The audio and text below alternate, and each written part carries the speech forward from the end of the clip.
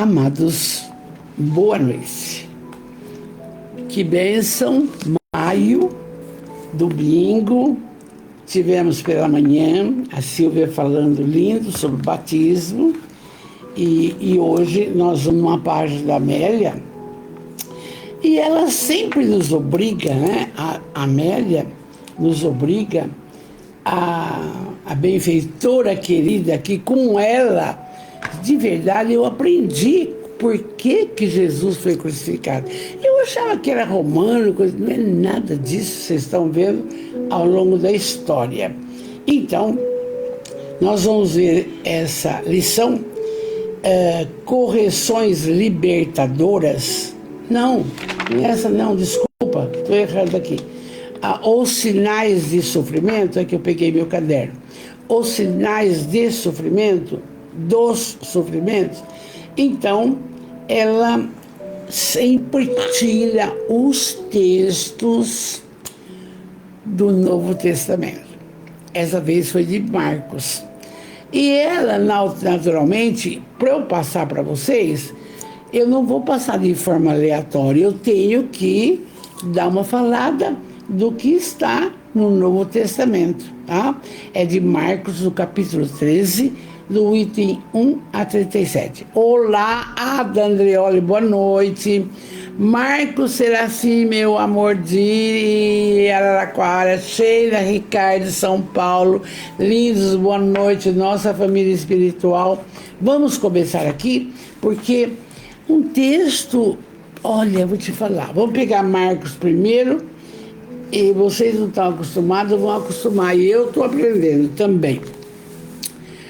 Primeiro, coloca a sua água, por favor, deixa aí para fluidificar, porque você sabe que os benfeitores estão próximos, principalmente que vamos falar de Jesus, não é? E, além do que, nós precisamos mentalizar o seguinte, que Jesus abençoe você, abençoe seus familiares, ilumine o seu lar, que é o primeiro templo, as pessoas que te cercam, o seu trabalho de ganha-pão, de voluntário, abençoe a todos. E que tenhamos uma rica noite de aprendizagem. Um beijo para todos. Vamos lá. Está em Marcos, no capítulo 13. Oi, Ana. Boa noite, amor. Boa noite. No capítulo 13, do versículo 1. Eu vou ser rápida. Alguma coisa eu vou explicando, mas outros não, para entrar na Amélia. Então, vamos lá. No Novo Testamento, tendo Jesus saído do templo, um dos seus discípulos lhe disse, Jesus estava em Jerusalém, foi no templo, e quando ele saiu, é assim, eu quero alertar, os discípulos, eles estavam numa aprendizagem também, e tudo eles questionavam, e saíram do templo e falou para Jesus, mestre, vê que pedras e edificações lindas o nosso templo?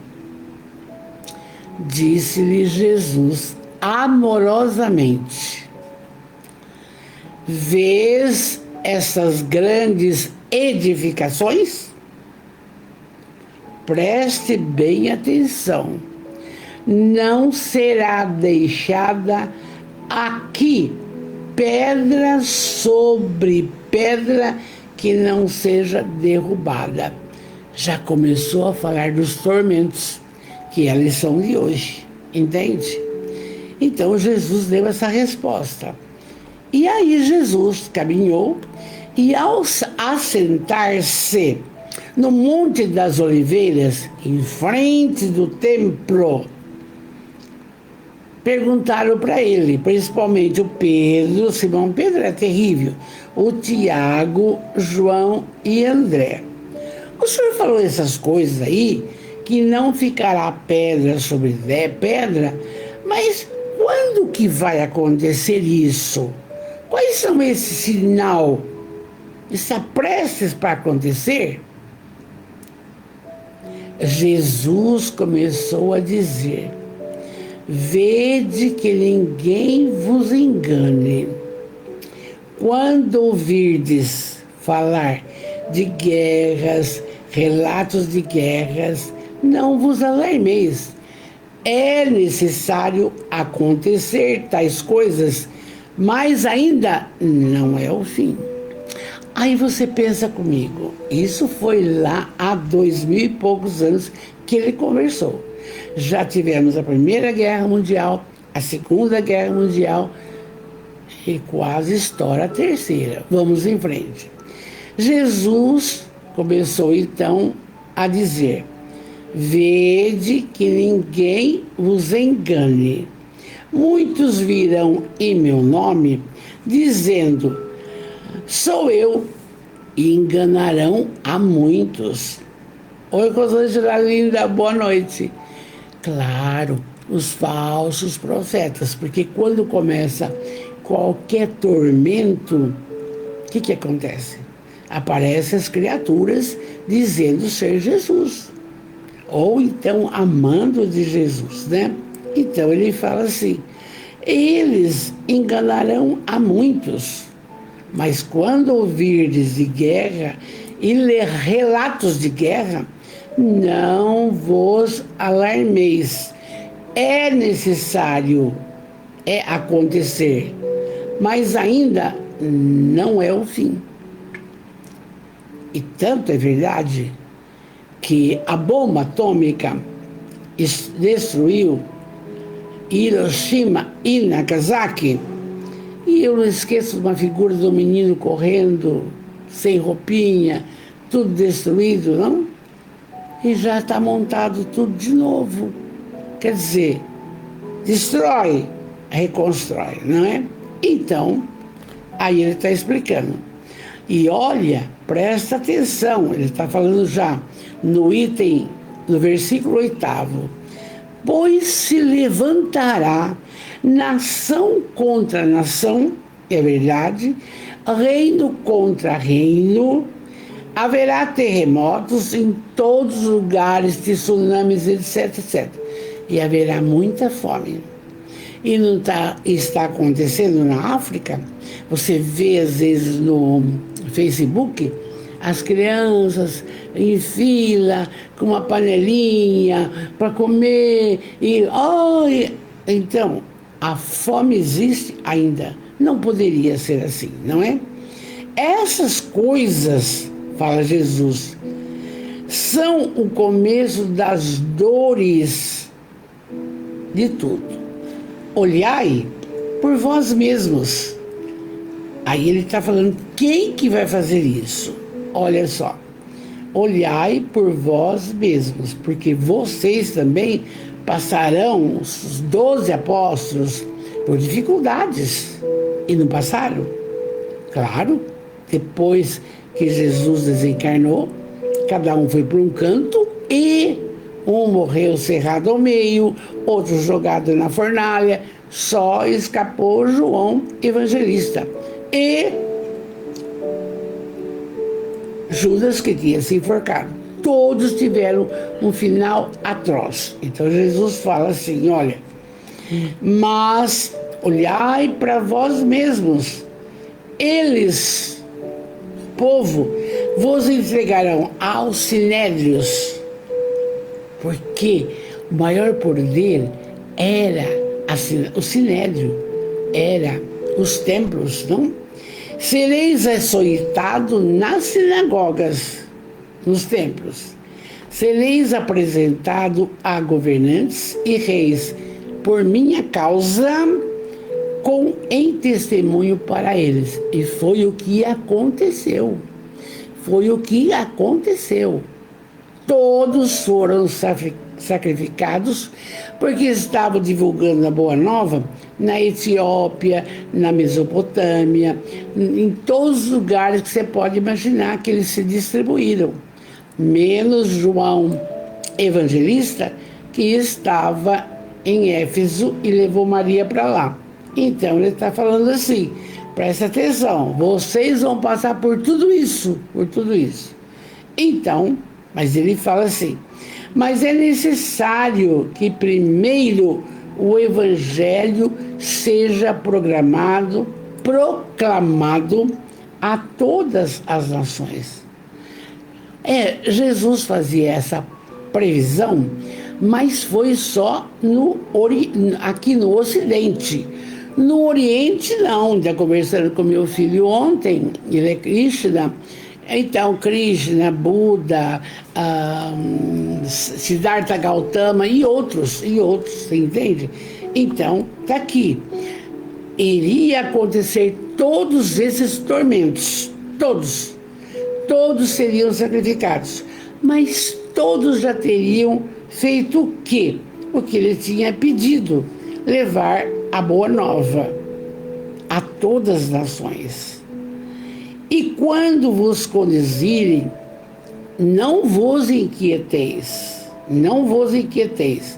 tem razão, mas falai o que vos for dado naquela hora, pois não sois vós os que falam, mas o Espírito Santo. Ele está dizendo que quando eles forem questionados sobre a Boa Nova, não serão eles que ficam despreocupados, porque o Espírito protetor seu vai falar por você.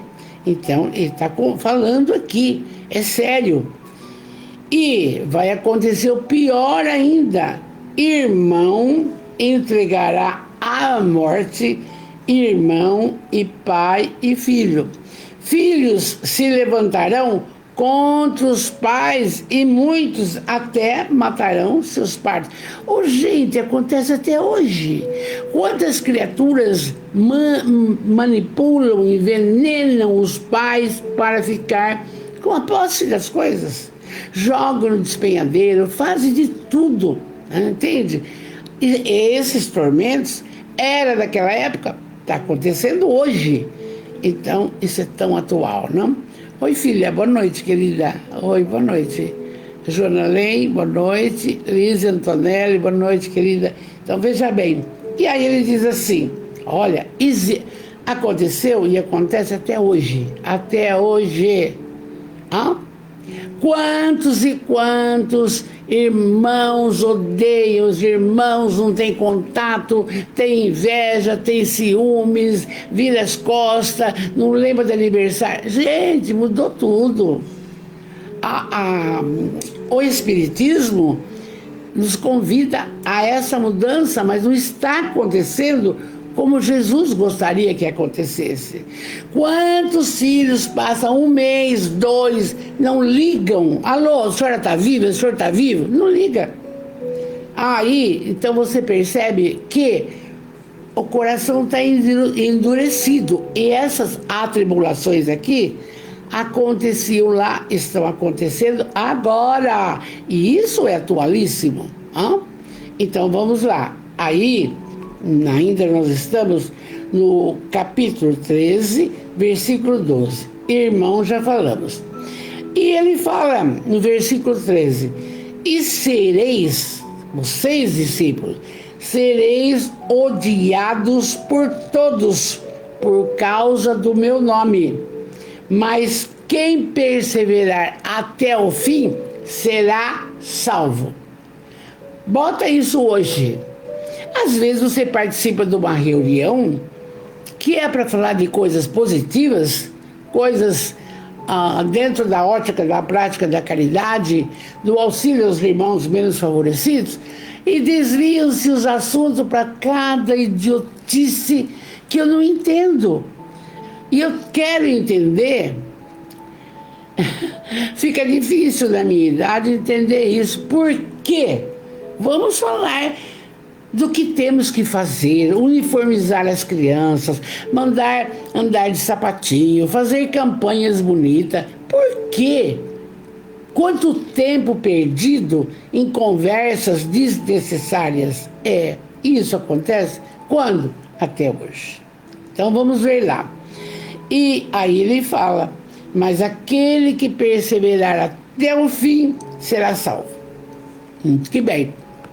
Dessa forma, hoje, como que você pretende ser salvo espiritualmente falando?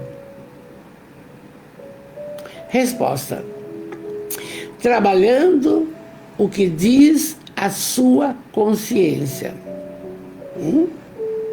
Que mais? Seguindo esta fala, amar a Deus sobre todas as coisas e ao próximo como a ti mesmo. Nós, muitas vezes, não nos amamos. Por quê? Porque temos preguiça de estudar, praticar a caridade, temos preguiça de participar de um grupo de pessoas que auxiliam os outros. Eu não sei, materialidade, entende? São as provações do agora. Oi, Silvia, querida, revi a sua página já, gostei demais, viu? Silvia, Sônia, acabamos de falar. Rose, amada, boa noite. E aí, aquele que perseverar até o fim será salvo. Pensando na nossa caminhada, essa reencarnação, Douglas falou ontem, com a Joana. Gente, é essa e essa. Ou vai ou fica. Não tem mecanismo. Eu conversei também com meu filho ontem. De eu vivenciar a vida dos meus filhos, meus netos, bisnetos. Eu tenho que fazer o meu caminhar, a minha semeadura. E se os da família, os que estão comigo, não me ouvem, o problema é deles. A fala é uma. É tão repetitiva, a cada um segundo suas obras. Você vai prestar conta quando for para a prata espiritual. Ah, mas eu não fiz nenhum mal. Muito bem, parabéns. Não matou, não roubou, não criticou. Mas e o bem que você deixou de fazer? Onde fica? Ainda hoje ninguém entende isso. Entende? Diferente. Não pode. Então tá aqui, ó. E aí ele continua assim, Jesus. Aquele que perseverar até o fim será salvo. Hoje também. Família espiritual aqui. Presta bem atenção. Se não entrar nessa conexão, Jesus,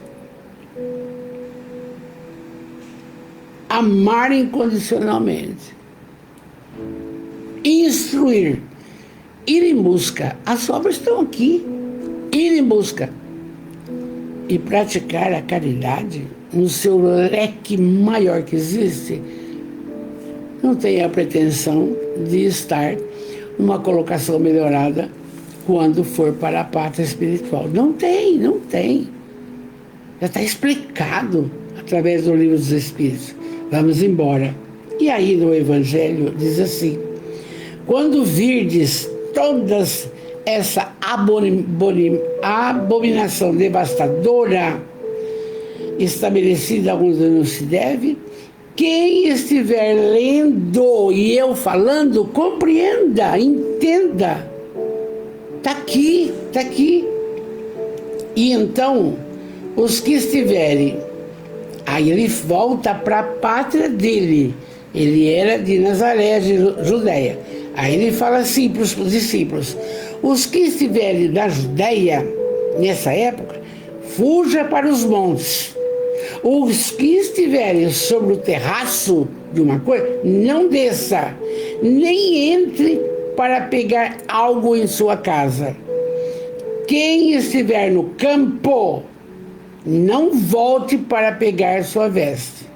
Porque é tudo tão confuso, em tudo vai haver inquietação, tudo. E ele diz: ai das grávidas, as das quais amamentarem naqueles dias, porque uma mãe, uma grávida, sofrida, vendo toda essa problemática, não? Difícil. Pois, veja bem, ai das grávidas de que amamentarem naqueles dias. Orai muito, que não aconteça o inverno no seu coração. O coração tem que estar aquecido para fazer o bem. Está aqui. Pois aqueles dias serão de tal provação que não tem havido desde o princípio da criação, que Deus criou, até agora, nem jamais haverá. Então, nós estamos vivendo um plano de expiação e provas. E para chegar ao mundo de regeneração, já falei, 1000 vezes, a gente tenta. Então, e se, ele continua, e se o Senhor não encurtasse os dias, nenhuma carne seria salva, mas por causa dos escolhidos, que escolheu encurtar os dias. Por quê? Porque a criatura, quando fica na condição de fugir das leis morais, encurta os seus dias na terra e principalmente na espiritualidade. Então, se alguém vos disser, eis aqui o Cristo, ou eis ali, não creiais. Não, porque ele não veio, o Consolador está aí. Pois serão levantados falsos cristos e falsos profetas, e darão sinais e prodígios para enganar, se possível, os escolhidos. Engana mesmo. Como engana?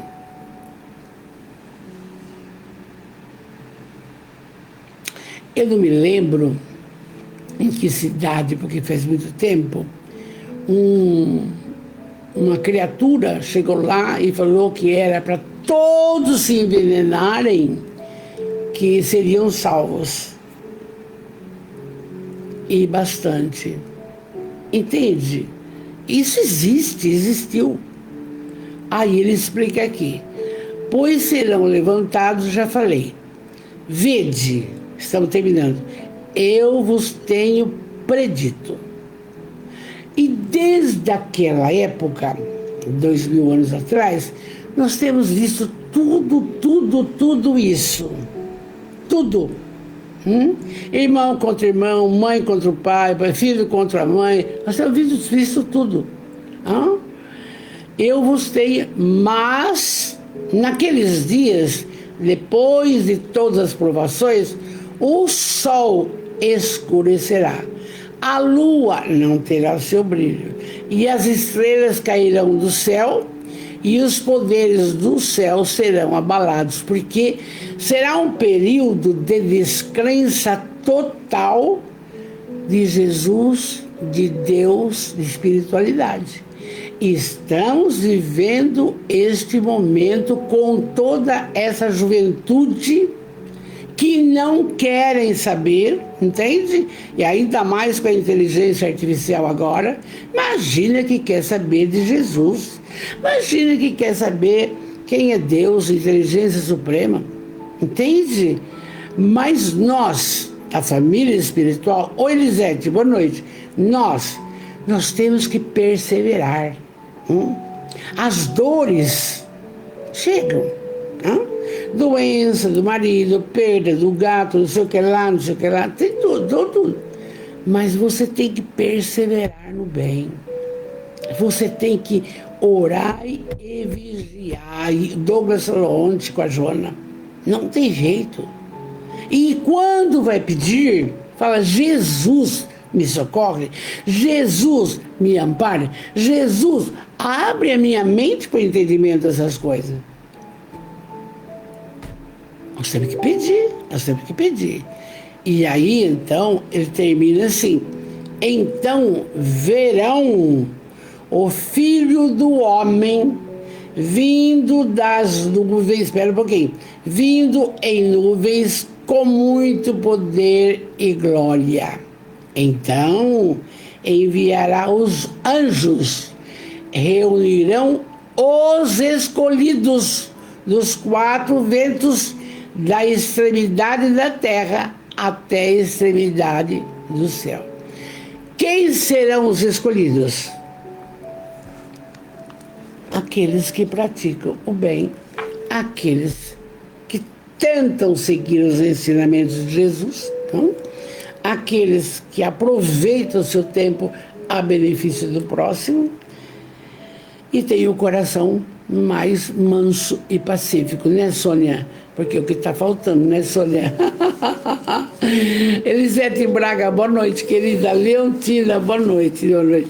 Então, o que nós vimos, rapidamente, foi o Evangelho, o Novo Testamento, traduzido por Haroldo Dutra, do grego, a fala de Marcos, que discípulo de Jesus, que trabalhou com Jesus. Agora a Joana, aliás, a Amélia, fala quase a mesma coisa, mais sucinto.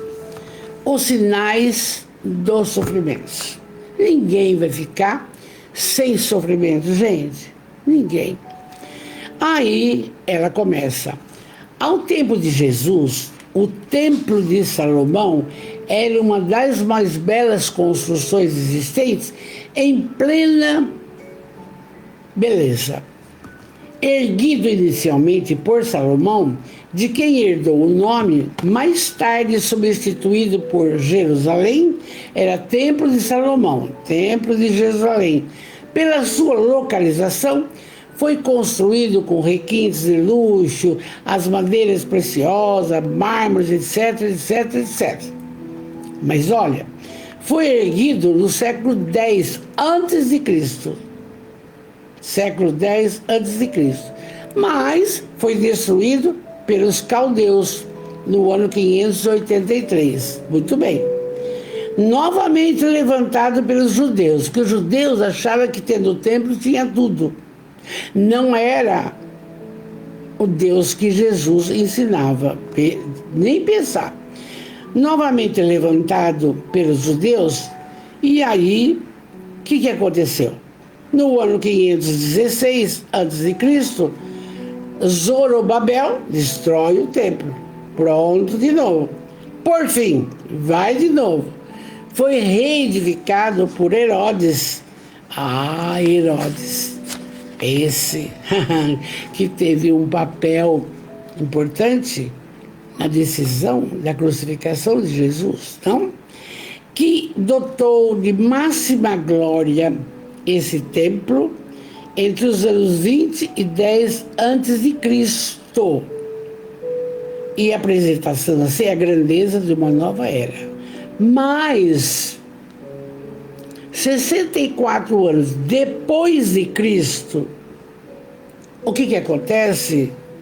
Tito destrói o templo.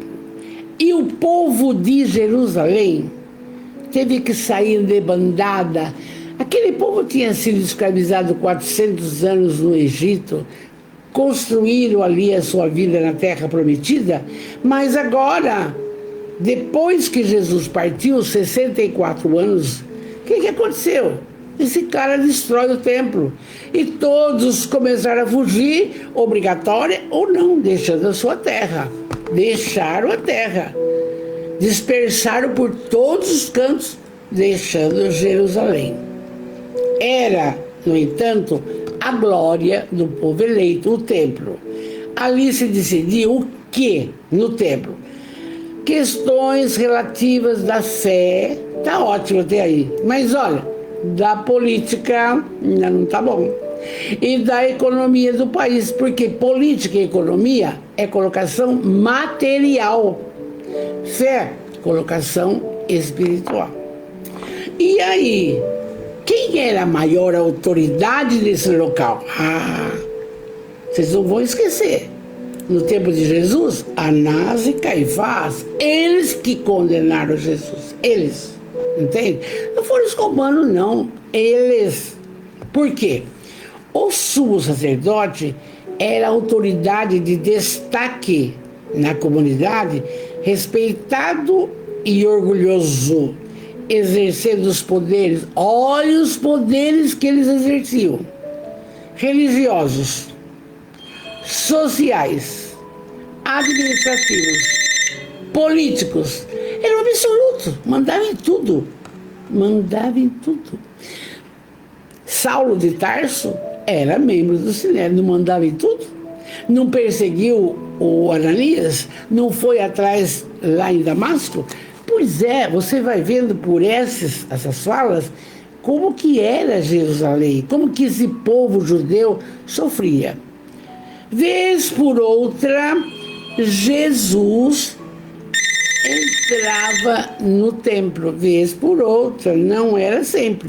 Tanto é que na Páscoa vinha Jesus para comemorar a libertação dos 400 anos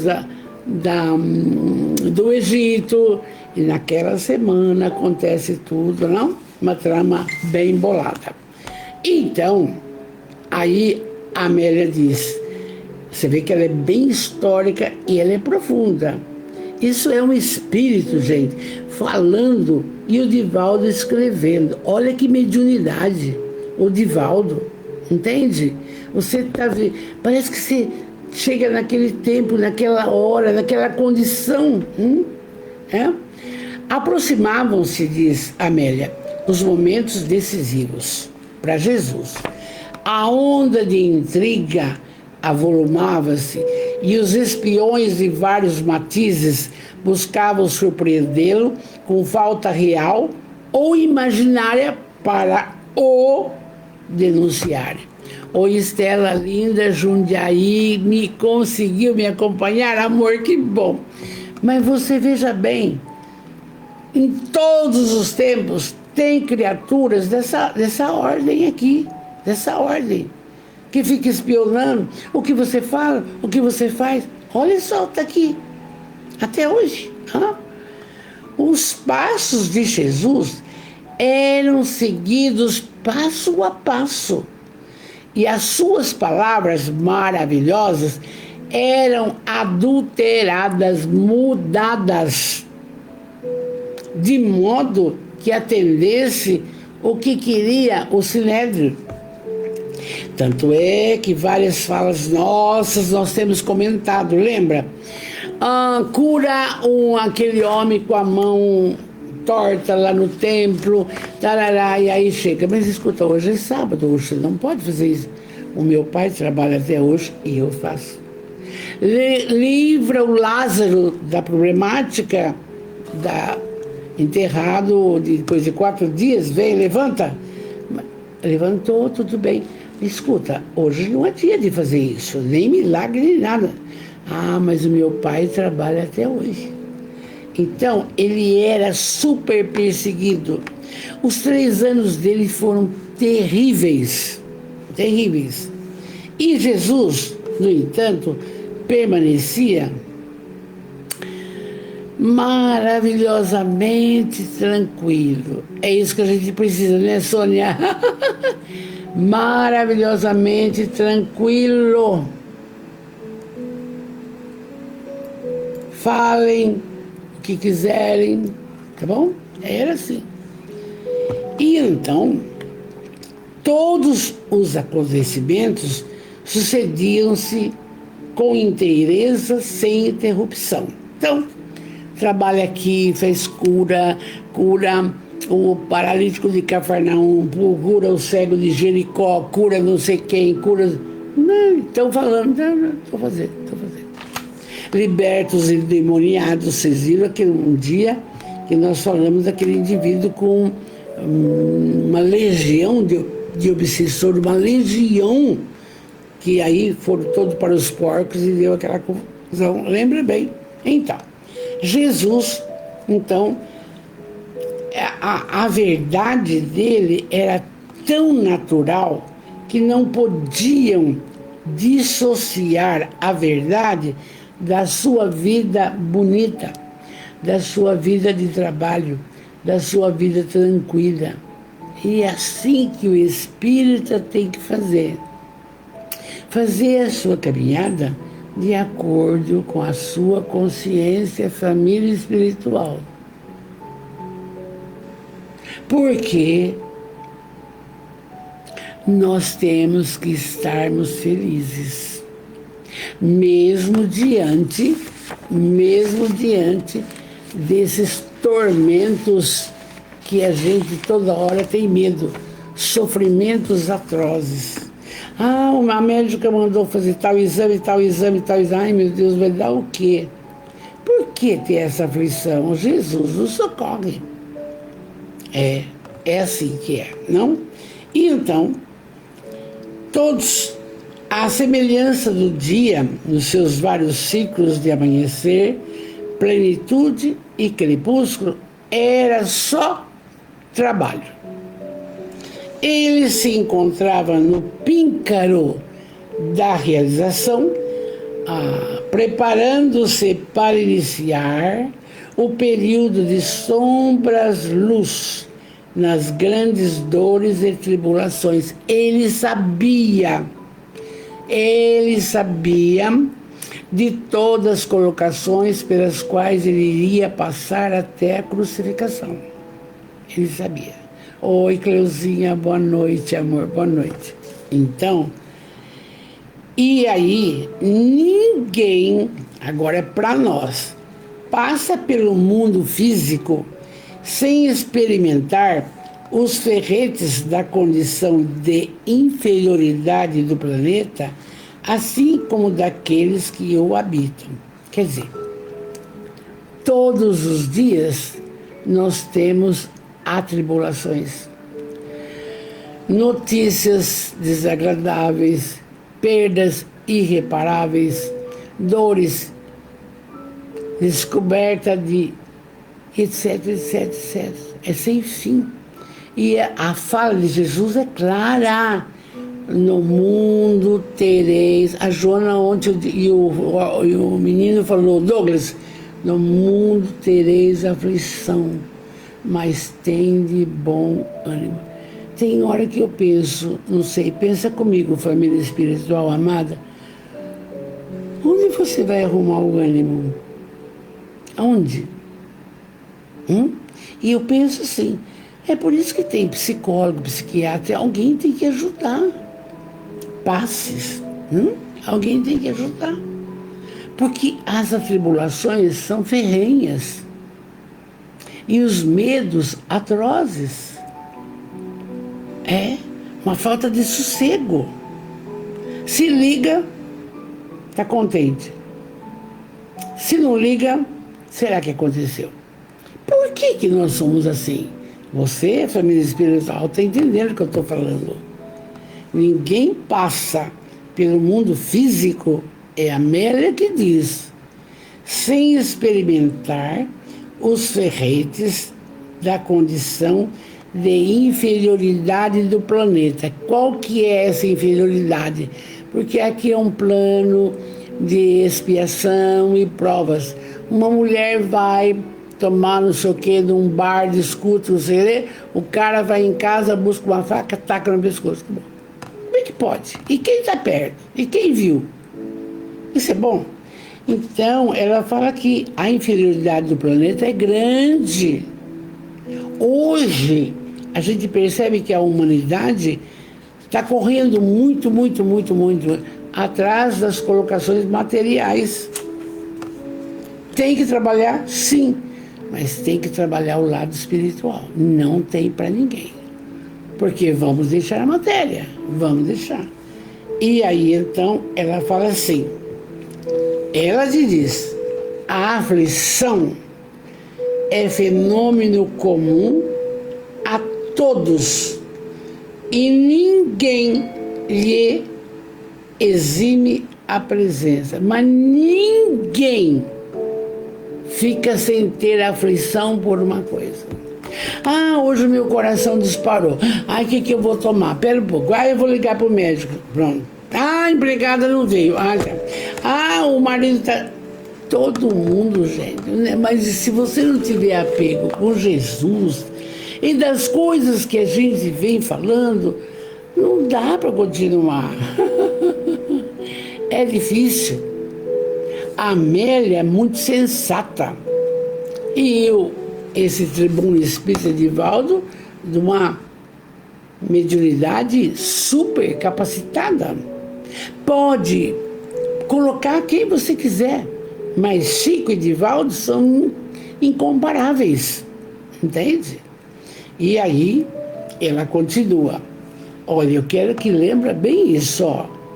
Ah, a senhora não tem aflição, dona Rodrigues. Será? Será? Com instituições, casa espírita, família, será?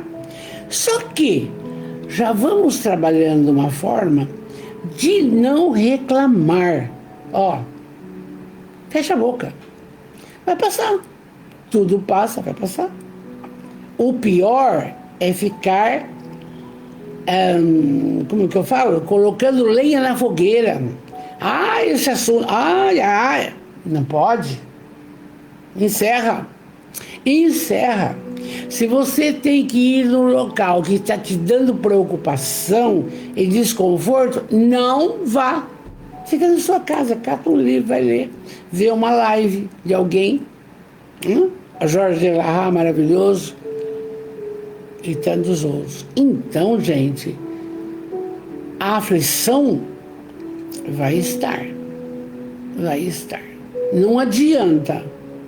E não tem quem dê jeito, a não ser a própria pessoa. E além desses psicólogos, psiquiatras, é difícil. Vamos embora. Então, sabe disso. Mas Jesus no coração. Os amigos de Jesus encontravam-se jubilosos por estar em Jerusalém. Acho que a foto que eu coloquei na chamada tem Jesus sentado no monte e olhando para Jerusalém. E eu lembro de uma prosa nossa que ele olhou bem para Jerusalém e os seus discípulos, e ele disse: ah, Jerusalém, Jerusalém. Aí estava impresso tudo o que ele estava prevendo que iria acontecer, que foi a destruição em 64 por Tito. Então, vamos lá. Os amigos estavam felizes, porque foram para Jerusalém. A cidade santa constituía o orgulho para toda a raça, e viver nela era honra merecida. Passar pelas ruas venerandas significava estar perto da divindade, pois que ali estava o quê? O Templo de Jerusalém e a Arca da Aliança. O Templo de Jerusalém, que foi destruído no ano 64 depois de Cristo. Entende? Então, quem entrava ali, ai que delícia, ai que maravilha, e seguia tudo certinho. E ali dominava quem? Anás e Caifás. Mas Jesus não se fascinava, não. Aos outros ele deslumbrava, superior à sua época e a todas as eras. Ele vestia-se com a singeleza da humildade, a fim de erguer os homens caídos ao cintilar das estrelas. Qual era o papel de Jesus? Adorar o templo? Não. Adorar e salvar as criaturas. Lembra da história, não sei onde é, quem contou. É a parábola da segunda-feira, da ovelha perdida. 100 ovelhas, uma se desgarrou. Perguntaram para Jesus: o que faz? Deixa as 99 e corre buscar outra. Tá certo? É assim conosco. 4, 5 filhos, 4 estão ótimos, um caído. Busca aquele lá. Dá trabalho? Dá, e muito. Mas é a nossa obrigação. E aqui está assim. Qual que era o trabalho de Jesus? Era adorar o templo? Não. era amar as criaturas e conduzi-la, tentar conduzi-la ao bom caminho, ao caminho do Pai, aos ensinamentos da Boa Nova. E naquele dia, ao saírem do santuário, Jesus estava no templo. Ele e os seus discípulos, e os discípulos, comovidos, falaram. É o que nós vimos no Novo Testamento. Senhor, vede que pedras e que construção linda! Os discípulos se referiam àqueles blocos, aquelas toneladas de forma opulenta. Jesus olhou o grandioso edifício e falou. Eu gosto da Amélia que ela coloca umas falas, fala dele mesmo. Vedes essas grandiosas construções? Em verdade vos digo que não ficará pedra sobre pedra que não seja derrubada. Nós já vimos no Novo Testamento. E todos se espantaram. Mas como? Está tão bem dirigido? Como que vão destruir isso daí? E aí, depois disso, desse espanto, eles ficaram desapontados, agoniados. Por que Jesus não gostou daquelas pedras e não falou que lindo, maravilhoso? Já falou desse jeito, não? Em verdade vos digo que não ficará pedra sobre pedra que não seja derrubada. E aconteceu 64 depois. E aí, logo depois, eles foram no Monte das Oliveiras, bem de frente ao santuário. E aí, Pedro e Tiago e João viram que Jesus estava assim, como que eu vou dizer assim, pensativo, mais calado. E aí, eles criaram coragem e disseram: Mestre, desculpa, mas quando é que isso vai acontecer? E qual é o sinal que essas coisas tão próximas que vão destruir o templo? Olha a curiosidade deles, entende? Vai falar para nós. Porque ele falou Jerusalém, Jerusalém, Jerusalém, não? Quando, mestre? Jesus não disse nada, mas Amélia diz: adentrando-se no futuro e aquilatando a curiosidade humana, os desalinhos morais, tá aí, gente, já começou, as ambições desregradas. Tem pessoa que nunca está contente com o que tem. Quer mais, para quê? E as paixões desnecessárias, com um tom melancólico, o mestre anunciou o sermão profético apocalíptico. E ante sua visão transcendente, desfilaram os acontecimentos históricos que assinariam as épocas do futuro. Porque Jesus, gente, governador planetário, possuía todas as mediunidades. Vidência? Tá. E eu não vejo nada. Vocês veem? Não vejo nada. Sinto, choro, parará. Então veja bem. Ante sua visão transcendente, passou na frente dele assim todos os acontecimentos históricos, mas do futuro. Por isso que ele falou: ai de ti, Jerusalém, Jerusalém.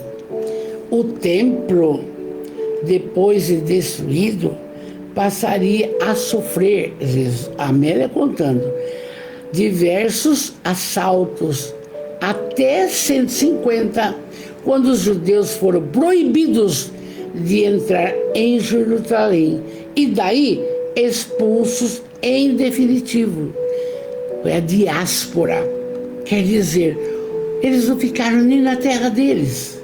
Ou foram por vontade deles, ou foram obrigados a deixar Jerusalém. Tito os houvera crucificado aos milhares em 70, e mandou sitiar a fortaleza toda por 2 anos, até a rendição total. Em face do suicídio geral, começaram a se suicidar, desde as pessoas mais importantes, para fugirem àquela condição da destruição de Jerusalém. Isso, Jesus viu tudo. O mestre via naquele momento algo diferente. Você viu que é tudo tristeza. Viu algo diferente. O nascer, o florescer e morrer das civilizações e culturas diversas que as guerras e os tempos consumiriam. Ele viu tudo que ia acontecer.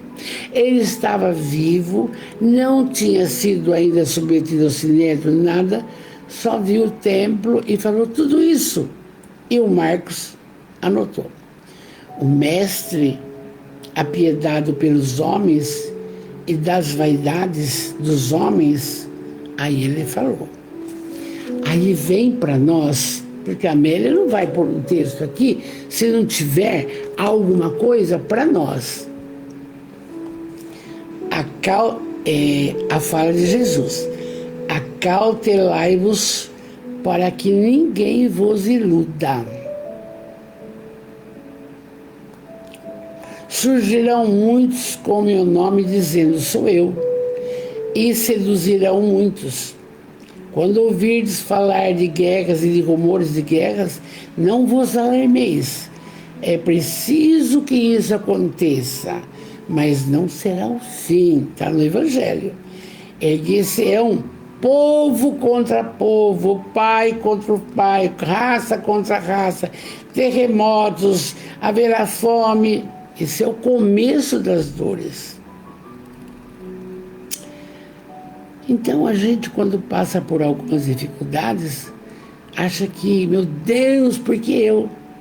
Mas de reencarnação em reencarnação, quais os trabalhos que fomos realizando, o que fizemos por essa caminhada, desde que criado simples e ignorante? Vai saber o que aprontamos durante esse caminhar. E aí, Jesus disse, estai vigilantes.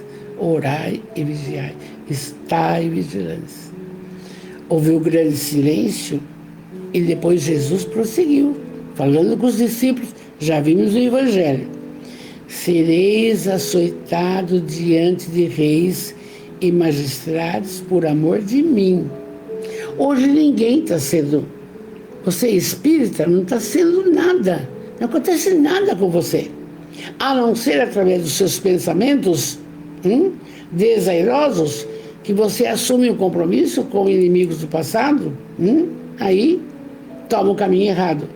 Mas não tem nada, não tem açoite, não tem crítica para espírita, não tem nada.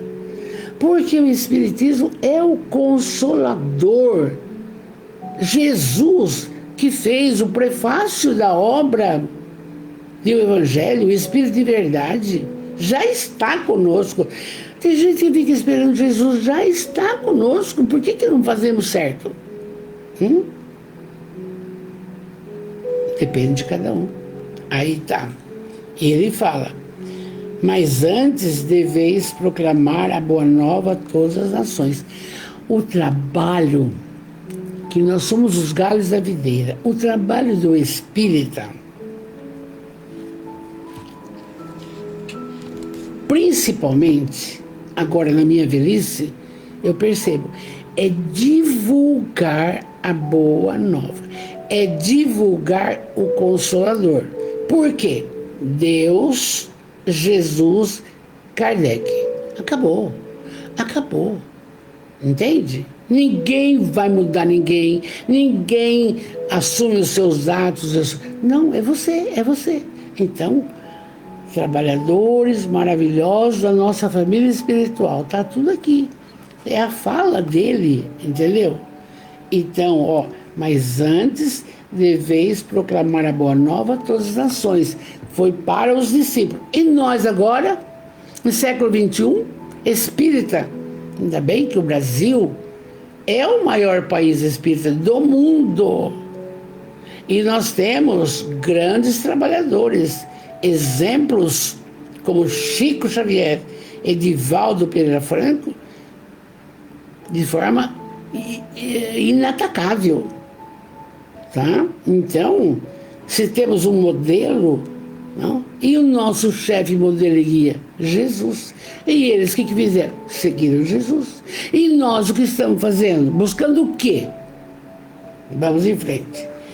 E aí, Jesus fala o que está lá no Novo Testamento. Quem estiver na Judéia não terá como correr para o campo. Quem se encontrar no telhado não pode descer. Estou explicando.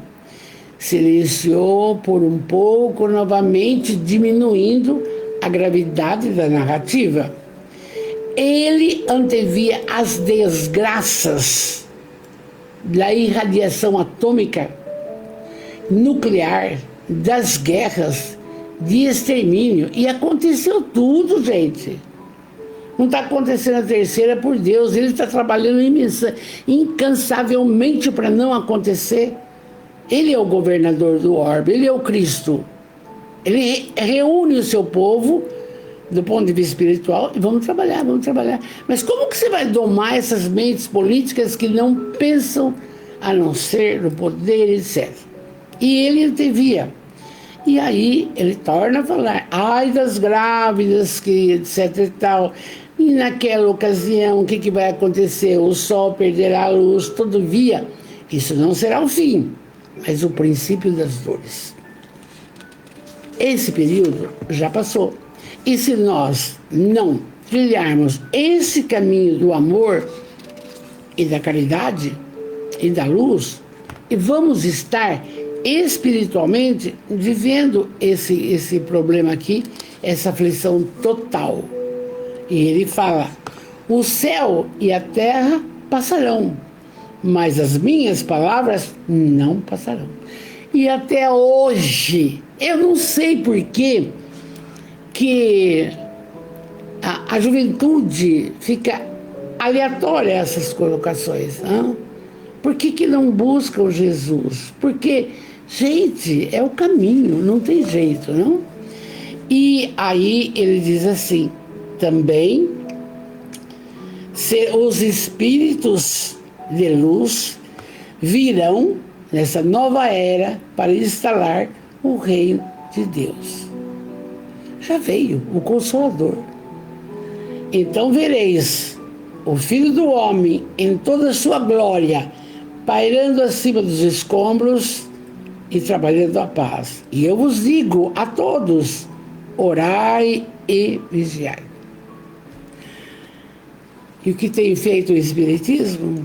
Nós não temos chefe, nós não temos pagamento, o Espiritismo não tem, não, uma casa, só trabalhar o amor, a caridade, a paciência, a tolerância, a resignação. Quem for egoísta, aprende que não é para ser. Quem for, quem mais, orgulhoso, aprende que não pode ser. É aí, tá aqui, tá aqui, tá aqui. O Jesus, não? E aí, ele recomenda, orai e vigiai. Por quê? Para a gente ficar um pouco longe das aflições do dia a dia. Quem que aguenta? Anunciado os torpes acontecimentos que iria acontecer com a humanidade, Jesus envolveu, Jesus, faça isso conosco agora, envolveu os discípulos em uma onda de ternura e confiança, acerenando-os com palavras de estímulo e de fé. Isso que nós precisamos, mais fé, mais vontade, mais esperança. não fica longe de nós isso. É só alguém ficar doente que já se pensa o pior. Por que, Jesus? Por quê? Está aqui. Aqueles que perseverarem fiéis serão poupados. Está aqui. Está aqui. João Carlos Pazian, boa noite, amor. A fé rutilante, vivida agora é conosco, integralmente, conduz com equilíbrio e poupa a criatura da desnecessária aflição. Contrário à aflição, fé, esperança. E quando você se ocupa, fica melhor ainda. Quando você corre para ver uma criança desnutrida, corre para ver um velho, você fica melhor, porque você esquece de chorar para acolher, ajudar o outro a não chorar. É isso aí. Poupa a gente da aflição. E nós não, ficamos na acomodação, querendo mandar, mas não tá. Vamos em frente, estamos terminando.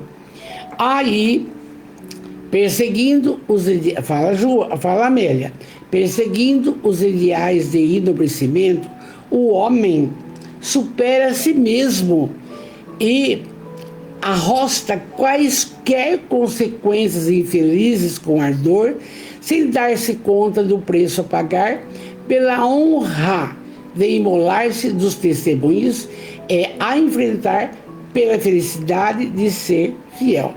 Gente, para mim mesmo eu falo, se a vida continua, por que eu vou ter medo da morte? Por que eu vou ter medo que um ente querido vai partir? Meu pai e minha mãe já estão na parte espiritual. Por quê?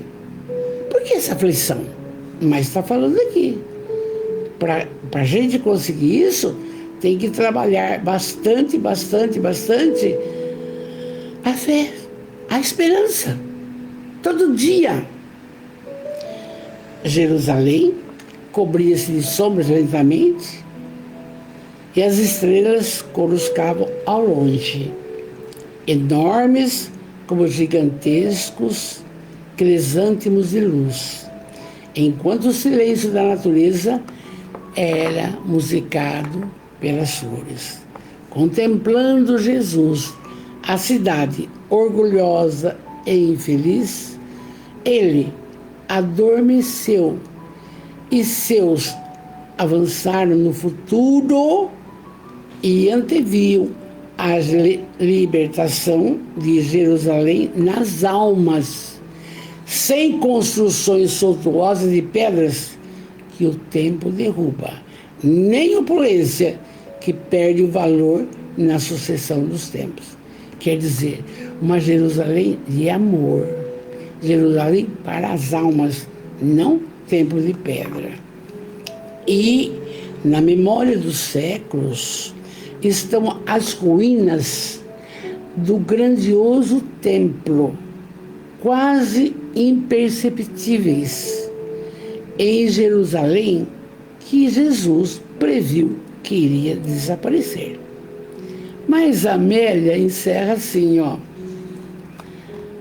das famosas oliveiras do Monte Fronteiriço, após a devastação determinada por Tito, que as derrubou para transformá-las em cruzes, restam 3 apenas, retorcidas como os povos que têm passado ali.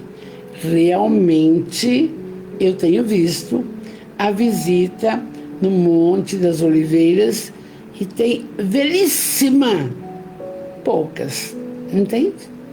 E Jerusalém hoje, sofre até hoje. 3 religiões. Judaísmo, a Torá. Não? Cristianismo, pouquíssimo, 20% só. Cristo quem é para o judeu? Um profeta, não o Messias. E o islamismo? Maomé. Então, é um conflito ainda lá. E os lugares de Jerusalém por onde Jesus passou, hoje é o maior ponto turístico do universo. Entende? Mas da lição de hoje, vamos pedir isso: fé e esperança, orar e vigiar. Vamos orar. Deus, soberanamente bom e justo, Jesus, o mestre, o modelo e o guia.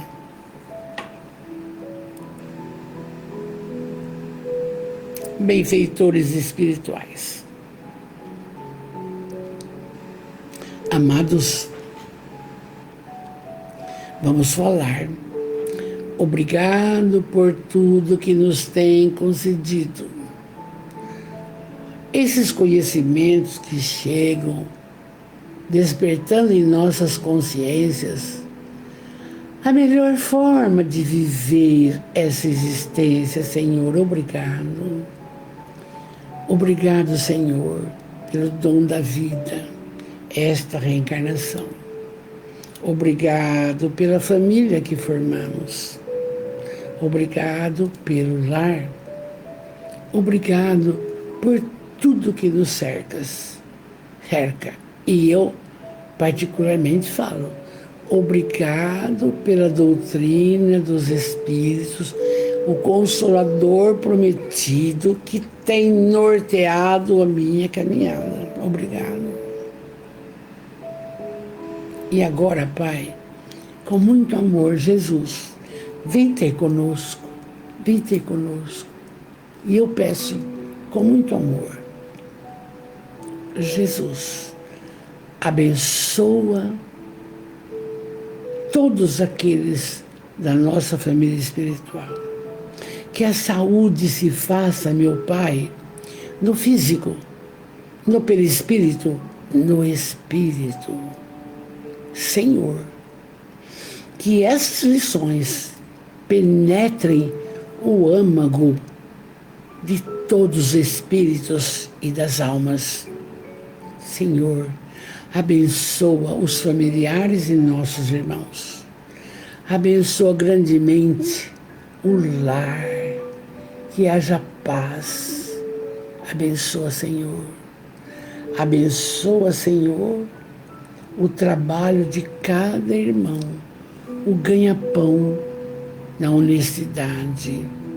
Mestre, por caridade, dê-nos força, aumente a nossa fé, dê-nos esperança de dias melhores, que saibamos conviver com as diferenças, porque é necessário entender, que saibamos e possamos construir a nossa caminhada de forma feliz.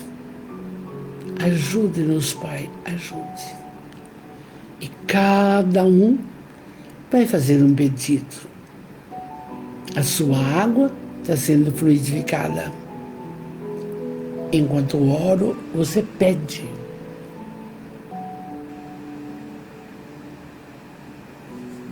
Pai nosso, que estais nos céus, santificado seja o vosso nome.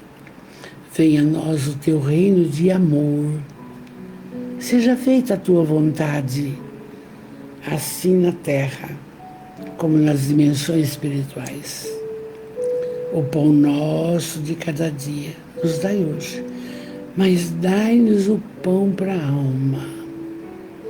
E não nos deixeis cair nas malhas da materialidade, do egoísmo, da vaidade, da prepotência. Não, Pai, livrai-nos de todos esses males. Que possamos, da lição da noite, entender bem que podemos trabalhar todas as aflições, desenvolvendo mais a fé raciocinada e a esperança de dias melhores. Que assim seja. Podemos dizer: obrigado, Jesus. Obrigado, Jesus. Obrigado, Jesus. E amados, tenham uma boa noite. Até a semana que vem. Fiquem com Deus. Novas propostas. Lindo. Tereis aflições, mas tende bom ânimo.